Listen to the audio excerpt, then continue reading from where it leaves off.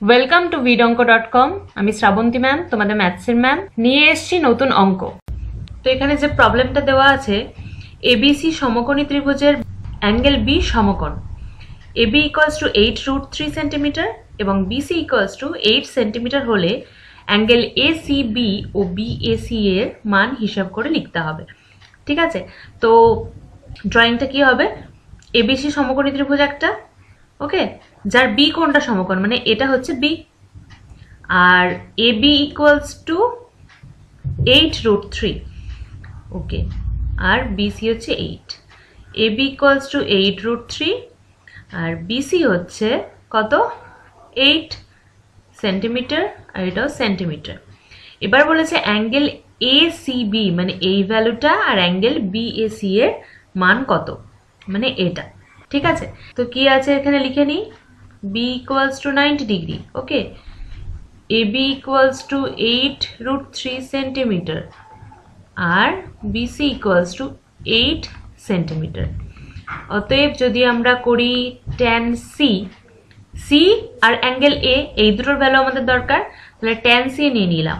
tan C মানে এই অ্যাঙ্গেলটার সাপেক্ষে, সি এর সাপেক্ষে কি হয়ে যাবে? AB by BC.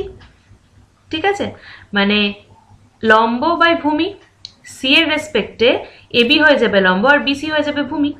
তাহলে এবি বাই বিসি, এবির ভ্যালু হচ্ছে 8√3 আর বিসি হচ্ছে 8, মানে এটা আসছে √3, বা tan C equals to tan √3 মানে কত? tan 60 ডিগ্রি √3 হয়, তাহলে angle C equals to 60 degree হয়ে যাবে। অতএব অ্যাঙ্গেল এসিবি এর ভ্যালু হয়ে যাবে 60 ডিগ্রি। ওকে, এগেইন আমরা কি করব? tan বিএসি বলেছে, মানে tan এটা নিয়ে নেব। ঠিক আছে, কি হবে আবার? tan এটা হয়ে যাবে বিসি বাই এবি, মানে লম্ব বাই ভূমি, এর রেসপেক্টে লম্ব হয়ে যাবে বিসি আর ভূমি হয়ে যাবে এবি, তাহলে বিসি বাই এবি। ওকে, এবার বিসি হচ্ছে 8 আর এবি হচ্ছে 8√3, 8টা কেটে গেল, মানে হয়ে যাবে 1/√3।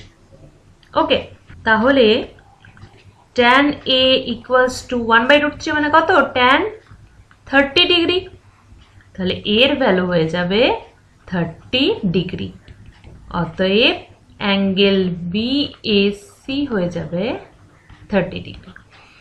তাহলে আমাদের দুটো ভ্যালু পেয়ে গেলাম, অ্যাঙ্গেল এসিবি হয়ে যাবে 60 ডিগ্রি আর অ্যাঙ্গেল বিএসি হয়ে যাবে 30 ডিগ্রি। ভিড অঙ্কের সাথে যুক্ত থাকার জন্য অনেক ধন্যবাদ। এই ধরনের প্রবলেমের সলিউশন পেতে আমাদের ওয়েবসাইট ফলো করতে থাকুন।